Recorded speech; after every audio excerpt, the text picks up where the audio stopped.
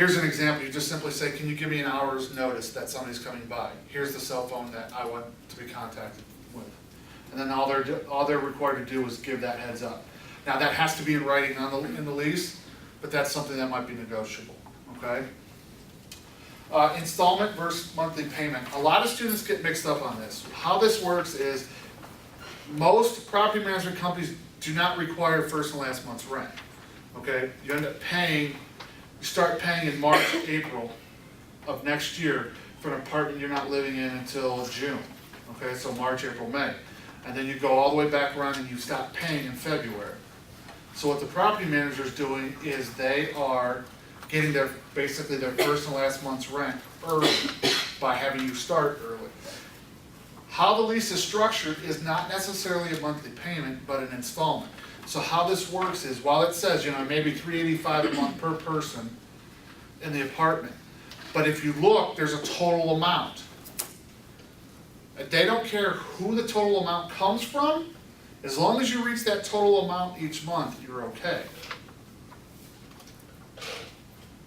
So that's why it's important to understand how the lease reads. Because a lot of students will go, hey, wait, why do I have to move out May 5th, May 6th, when I've already paid for the month of May? That's not how it works. It's not a month-to-month lease. It's an installment process, okay? We're available for renter's insurance. And a side note to that, be careful with your parents' policies, because I've been meeting with people as of late. It seems like $500 to $1,000 deductibles.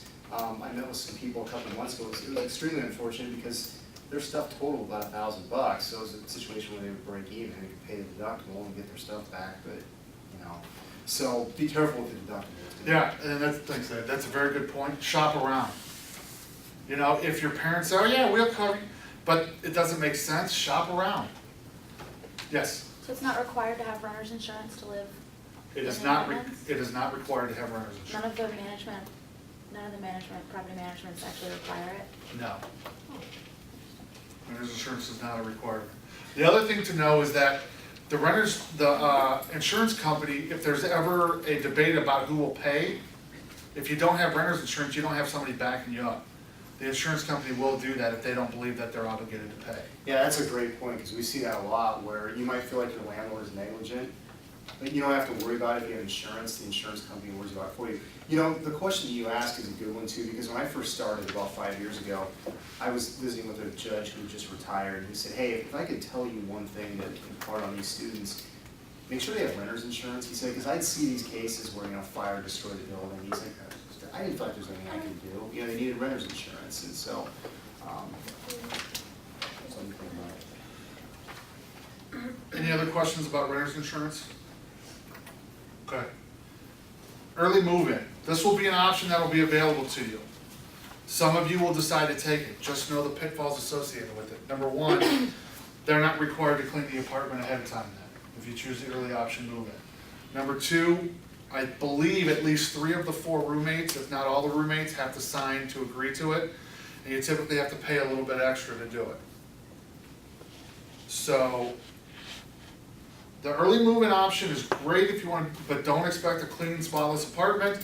And what I encourage students to do, if you do early move-in, make sure you you take pictures, video, and inventory checklist within a day or two of moving in of how that apartment looks. Because you do not want to be responsible for the previous tenant's disaster that they left, if they left one, okay? So just remember that in regards to early move-in. Subleasing we've touched on already. It's a pretty straightforward process. In essence, what you're doing is you're subleasing your apartment to somebody else because you can't stay there. Here's an example. We have a lot. How many in here are education majors? You typically have to student teach. Well, you may want to try to find a subleaser if you get placed outside the area, okay? So subleasing just says they'll make the payments for you for whatever that specified period of time is. And then there's also something called, I'm sure you've seen the all-inclusive option for rent. Basically, if you write one check, it covers your electric, your gas, your water, all of that. It's a great option because it makes life a whole lot easier. But here's what you need to know about that. There's not necessarily it does not necessarily save you money. What they do is they cap the amount for each month. If you go over that cap and you do it consistently enough, you pay that additional money. Here's the interesting thing, if you're under the cap, they're not write you a check for the difference. So what I encourage students to do is to find out what the previous year's electric bill, water bill, et cetera was. And if you say, oh, okay, I think I can manage that, then I wouldn't do the all-inclusive. If you're not sure, or you don't think you can, then I would do the all-inclusive. Because it does make your life a whole lot easier. Yes? When they say that it's all-inclusive on like the websites, is that included in the monthly price that they're giving you? That is correct, yes. Okay. So if you didn't do the all-inclusive, it might be cheaper? That is correct, Okay. yes. Okay? All right, the next thing we're gonna talk about safety. Safety is really important, and we kind of talked about this a little bit before we started. There has been an increase in off-campus issues, okay? Another campus crime alert just went out today. I encourage students to pay attention vigilantly off campus, okay? And here's how we want you guys to do that. Number one, ask questions to the current tenants. So what I recommend you do in your research is visit the place during the day, visit it at night to see the lighting, shrubbery, etc. But also talk to the tenants. Are there any burglaries in the area? Have you had any other issues in the area? So that you feel comfortable about the safety, okay? Also ask the landlord.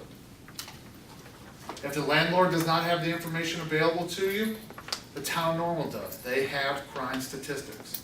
I will tell you that the biggest, or the greatest number of incidents we have are related to burglary, okay? Now, does anybody know why that is? Okay, because you guys are phenomenal for not locking your doors. Students do not lock their doors. And the entranceways into apartment complexes, you all prop the doors. So you're defeating the purpose of the security system. Don't let doors be propped and keep your doors locked. Okay? So when you look at an apartment complex, do they have security cameras? Do they have exterior locks to doors? Do they have peepholes? Do they have deadbolts? What do they have to protect you? The other thing to know is burglaries occur in certain waves when you guys are gone for lengthy periods of time. Thanksgiving break, holiday break, spring break. All of those times we see an uptick. What I encourage students to do is to take anything valuable home with them. Okay? Now, if it's the property management company's TV, obviously you don't take it home with you, okay? But your laptops, cameras, gaming devices, anything that you think is valuable, just take it home with you. And Taylor, you have a good thing about Yeah. that. This is actually kind of a really weird anecdote. Last year, one of the fast takeout food places, they had a tendency of putting menus on people's doors. Like I think it was around Labor Day weekend, around 4 o'clock on Friday, and the same thing with Thanksgiving break.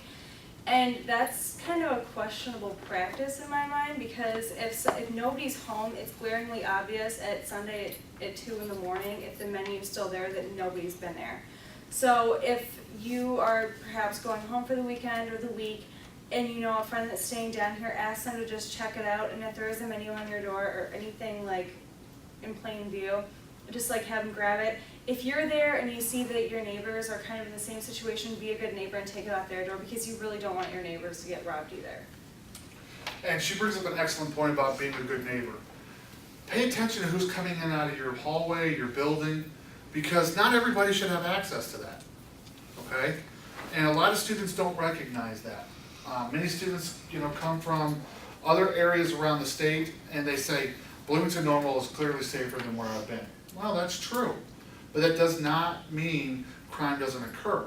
And I will tell you, in these economic times, there is an uptick in crime, because if somebody burglarizes somebody else, they take a TV, they'll sell it to a friend, they'll pawn it, they'll do other things with it so that they can get money. So please be cognizant of that. because we want you to be protected.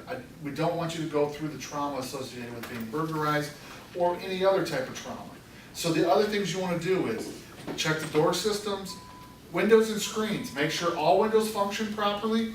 Make sure all screens are attached properly, okay? If you live on the first floor, I know it's nice to, on a nice cool night to have the window open, don't do it. Especially if you're not home. Because the screen is not gonna stop somebody from getting in, okay? So do little things like that to protect yourself. The other thing is to know about the fire extinguishers and smoke detectors. Make sure all of that is in working order. Too many times students don't check that, and some leases specify that you're responsible for changing batteries in smoke detectors, so you have to pay attention to that stuff. We always encourage whenever fall back, leak forward, the time changes, that's when you change your battery. So it's about every 6 months, just to protect yourself.